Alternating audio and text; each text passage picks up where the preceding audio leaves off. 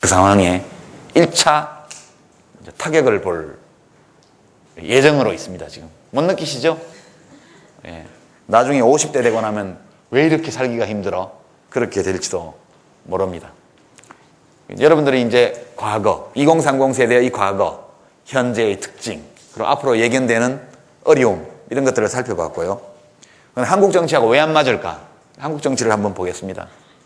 한국 정치는 민주주의 제도를 다 가지고 있는데 자발적으로 참여하는 문화가 아직은 굉장히 미약합니다. 그러다 보니까 정치의 주체라고 할 수 있는 정당은 시민들이 참여해서 대표를 뽑는 그런 어떤 민주적인 조직이 아니고 정치를 업으로 하는 정치인들이 자기를 지지하는 사람을 조직하고 동원해서 하향식으로 조직하는 이른바 동원형 정당이 되어 있습니다. 이 정당의 당원이 되면 할 일이 별로 없어요. 오라고 연락 오면 가서 높은 사람이 하는 말씀이나 듣고, 그죠? 밥이나 좀 얻어먹고, 그렇죠? 그거 외에는 할 일이 별로 없어요. 그러니까 정당에 참여해야 될 이유가 별로 없습니다. 그리고 이제 그러다 보니까 참여를 별로 안 하다 보면 관심이 없어지기 마련이죠. 그러니까 정치에 대해서 불평은 엄청나게 많이 하면서도 투표에는 별로 참여 안 합니다. 특히 2030은 악명이 높죠. 각급 선거에서 투표율이 30% 미만, 20대들은 심지어 20% 수준.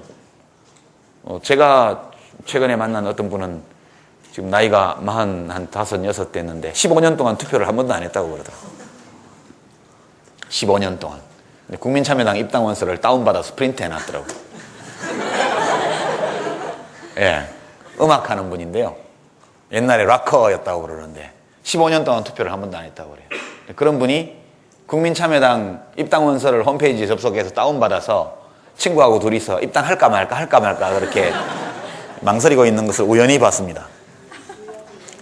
그 다음에 이제 정당만 그런 게 아니고 정당들이 관계를 맺으면서 사회적 동력을 조직해 나가는 데 필요한 풀뿌리 시민 네트워크도 굉장히 약합니다. 여러분 일본 뉴스를 가끔씩 보시면 무슨 회, 뭘 생각하는 모임 이런 것들이 종종 등장하죠. 심지어 뭐 우리 서대문 형무소 자리에 와서 일제강점기에 자기 조상들이 했던 일을 사죄하면서 눈물 뚝뚝 흘리는 모임 이런 것도 있죠.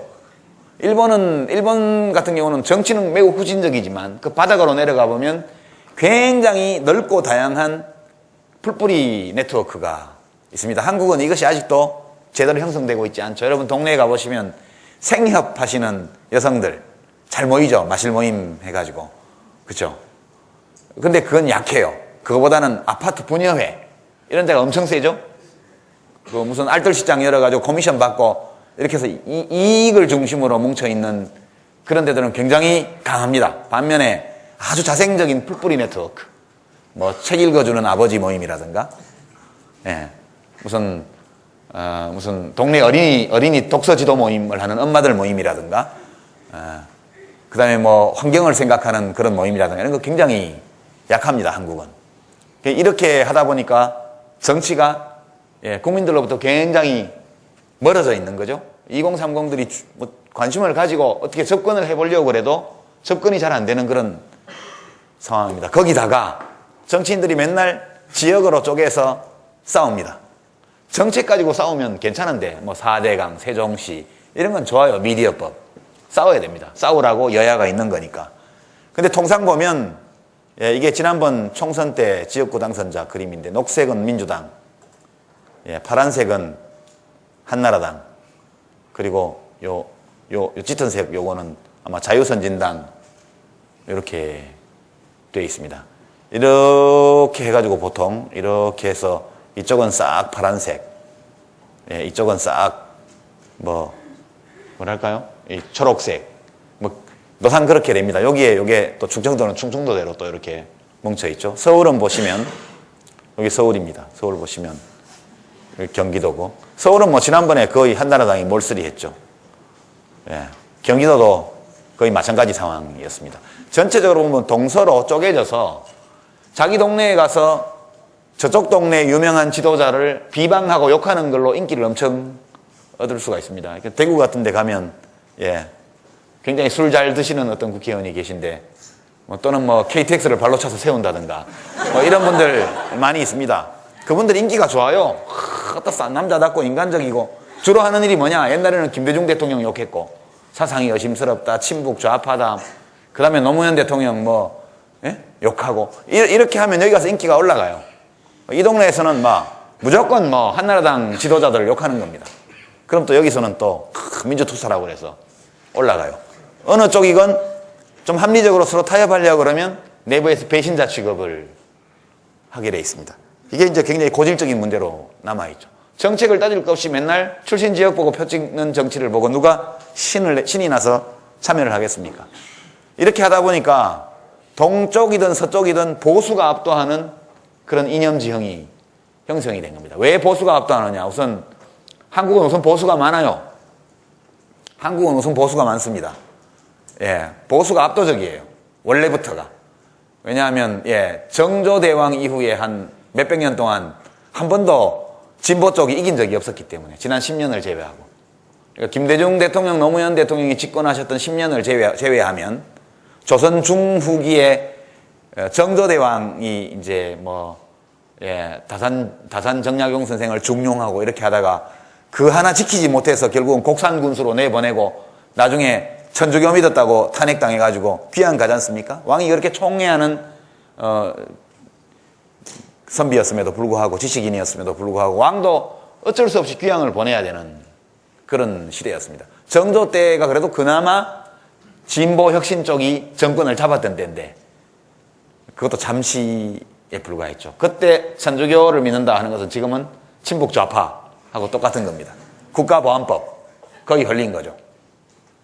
그 이후로 한 번도 진보 진영이 정권을 잡은 적이 없었습니다. 고종 황제 때까지도 계속 보수 기득권 세력이 집권했고, 일제시대 때는 그쪽이 일제에 붙어서 또 잘 먹고 잘 살았고, 해방 후에는 또 미국에 붙어서 잘 먹고 잘 살았고, 그렇게 해서 한국의 보수 세력이 수백 년을 흘러오는 동안 단 한 번도 정권 교체가 없다가 1997년에 처음으로 정권 교체가 되었고, 그 10년이 갔고, 10년 하고 나서 완전히 망가져가지고 대참패를 하고 지금 정권이 다시 보수 쪽으로 넘어갔습니다. 우리나라의 보수와 진보의 이 어떤 기반 차이는 조선일보와 오마이뉴스의 자산 규모 차이만큼 크다. 이게 노무현 대통령님 의록 중에 하나 있는 겁니다. 진보 쪽은 성숙하지 않았죠. 그러니까 민주당 같은 경우는 자기가 진보인지 아닌지 잘 모르고 중도라고 맨날 주장을 해요. 근데 제가 보기에는 그쪽이 진보거든요. 넓은 의미에서. 그리고 이제 스스로 진보라고 주장하는 분들은 아주 진보를 좁게 규정을 해가지고 우리가 주장하는 거에 동의하면 진보고 아니면 가짜다, 짝퉁이다, 이렇게 해버리죠. 진보를 어떻게 이해하느냐와 관련이 있는 건데요. 이제 진보를 이해하는 방식에 따라서 뭐가 진보냐, 어디까지가 진보냐를 구분하는 기준이 달라지게 되어 있습니다. 그러니까 저는 진보를 어떻게 생각하느냐. 진보는 인간을 자유롭고 행복하게 살 수 있도록 만들어주는 게 진보예요.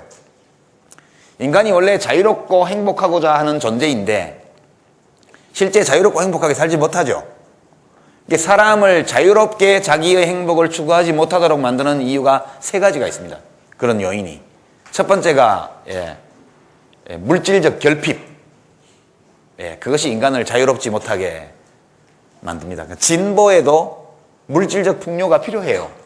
사는 게 조금씩 나아져야 됩니다. 나아지지 않으면 인간이 자유로워지지 못해요. 이게 지나치면 지구 환경을 파괴하고 끊임없이 주기적으로 경제 파탄을 만들어내는 그런 부작용도 초래하지만, 여하튼 인간을 물질적 결핍의 구속으로부터 해방시키는 것은 중요한 진보의 내용이라고 저는 생각을 합니다. 진보에도 경제발전론이 필요한 거예요. 발전이 필요 없다가 아니고 진보적인 경제발전의 내용이 필요한 겁니다. 정책이. 요즘 IT 여러분 지진 나고 나서 먹을 것도 없고 마실 물도 없고 그렇게 되니까 사람들이 폭동을 일으키고 약탈하고 그렇게 되죠. 지진 나기 전까지는 평화롭게 살던 사람들이에요. 물질적 결핍이 닥치니까 야수성이 터져나오고 그 살아가는 모습이 아주 원시시대처럼 돌아가 버리잖아요. 그것이 물질의 결핍에서 오는 제약 때문에 인간이 그렇게 되는 거거든요.